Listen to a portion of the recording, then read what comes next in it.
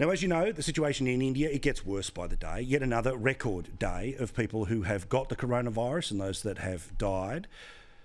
Thankfully, in terms of those that have died, it is slightly down. But as you know, there's a 14-day lag when it comes to these things. To give you an idea of the active cases in India right now, we are talking about 3,452,457 people. Active cases, Australia, 285. Yes, they have 1 billion, we have 25 million, but still, the point remains, right? When collective state premiers have lost their brain about one case, that's why we're in the ban area that we are right now. Now, can I also say really clearly, I stand by everything I said last night about the defence and understanding of the ban. Obviously, the idea about criminal sanctions, that was always too much. I said that a couple of days ago. I stand by that tonight.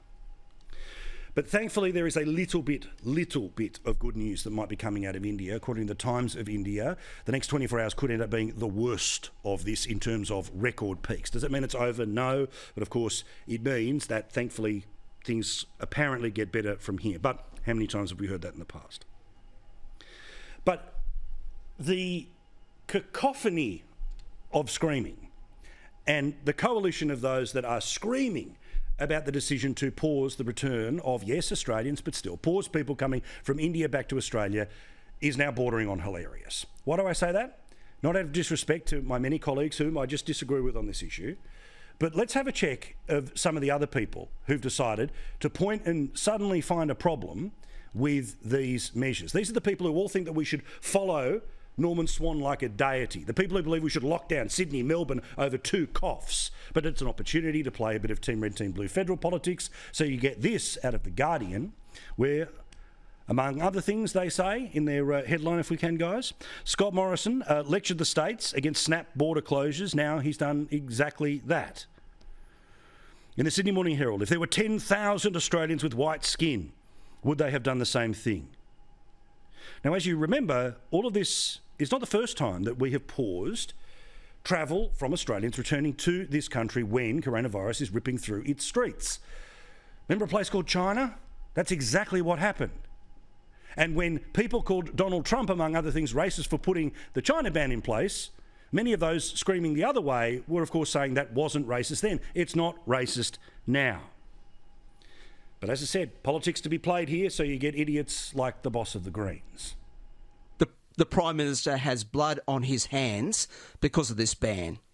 Do you agree with Michael Slater? Well, I don't know that I necessarily use those words, but I understand the sentiment, and that's the point that I'm making about the health risk. If you say to people, you can't come back, you cannot come back, you are stuck there, even though Australia is the place where you normally live or you have a connection to, then you're basically saying we don't care what happens to you and we don't care if you get the virus. So you're not condemning those comments by Michael Slater? Well, I think the point is that you are exposing those people to a so you're agreeing with health risk. No, I'm not. I said they're not the words that I would use. Oh, yeah, but do you agree with him or not?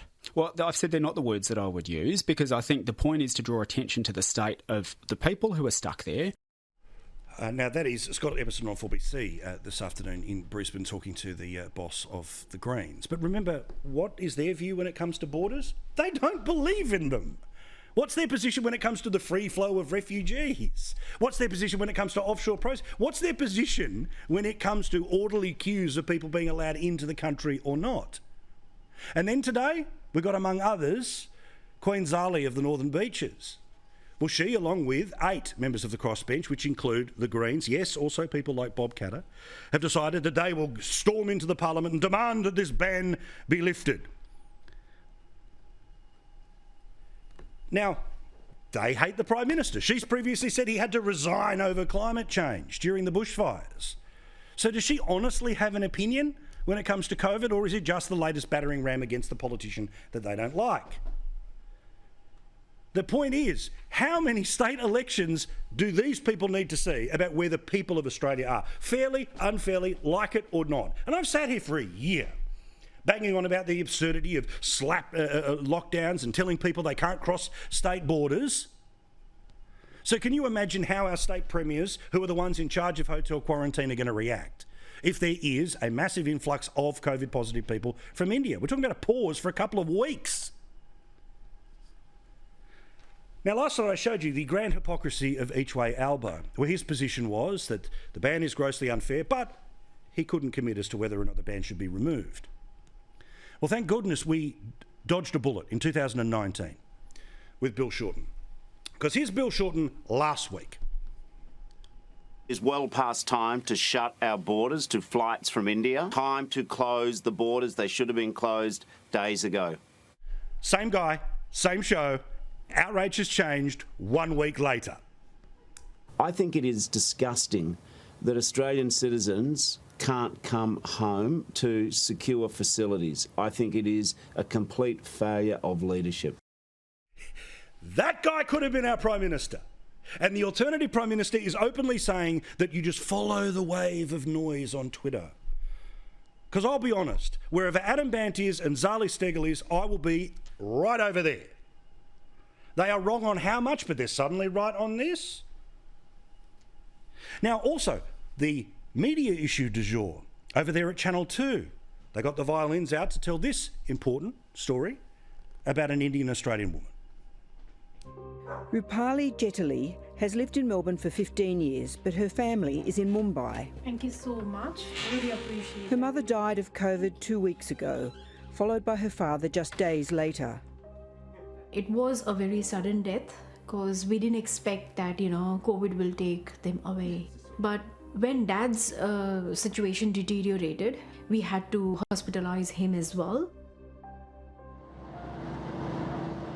Unable to attend her mother's cremation, Rupali's relatives filmed it for her. So what was this woman's position on the ban of people like herself being able to return to Australia? Slightly inconvenient for the ABC, who assumed that she would, bash up the decision of the federal government.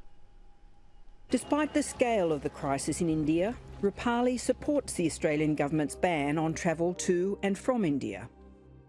I definitely don't think it is racist. Yes, I would say that the ban is fair.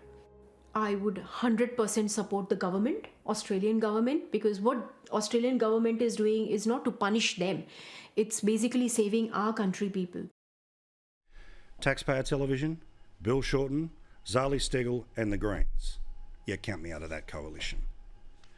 Meantime, the Prime Minister stands by the decision to pause. Now remember, if somebody is in India right now and is in an absolutely urgent state, they can get out of India. They just go somewhere else for 2 weeks, then they get to come back here.